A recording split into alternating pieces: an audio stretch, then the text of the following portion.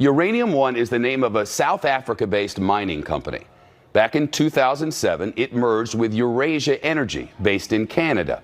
And in 2010, the mining arm of the Russian nuclear agency, Rosatom, bought controlling interest in the company. Among other places, that mining company had operations in Wyoming that amounted to what the Nuclear Regulatory Commission, or the NRC, said was at the time about 20% of uranium production capacity in the U.S. Today, the NRC says it's about 10%. Now, here's the accusation. 9 people involved in the deal made donations to the Clinton Foundation totaling more than $140 million. In exchange, Secretary of State Clinton approved the sale to the Russians, a quid pro quo. The accusation first made by Peter Schweitzer, the senior editor-at-large of the website Breitbart, in his 2015 book, Clinton Cash. The next year, candidate Donald Trump cited the accusation as an example of Clinton corruption. Hillary Clinton's State Department approved the transfer of 20% of America's uranium holdings to Russia, while 9 investors in the deal funneled $145 million to the Clinton Foundation. That statement is inaccurate in a number of ways. First, the Clinton State Department had no power to veto or approve that transaction. It could do neither. Here's how it does work. By law, when a foreign company wants to buy anything with potential national security implications, an interagency committee of the federal government must approve it. The committee was given a broad mandate under President Reagan to advise the president on foreign investment transactions.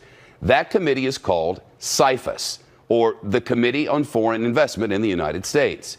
It includes 9 department heads. The Secretary of the Treasury is the chairperson. The rest are the heads of the Departments of Justice, Homeland Security, Commerce, Defense, State, and Energy, plus the Office of the U.S. Trade Representative and the Office of Science and Technology Policy. That's CIFIS.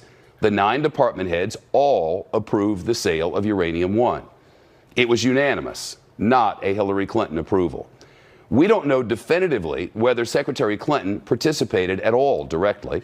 The then Secretary of State, I should say Assistant Secretary of State Jose Fernando, represented state on CIFIS.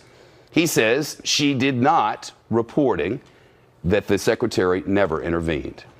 Further, neither Secretary Clinton nor the committee as a whole could stop any deal of this kind. The committee members evaluate a sale of anything potentially related to national security. By law, if one member objects, the president, and only the president, can veto such a transaction. No committee member of the 9 objected. Federal approvals were also needed. The Nuclear Regulatory Commission approved the sale on November the 24th of 2010, and in doing so stipulated that no uranium produced may be exported. So where does the uranium go?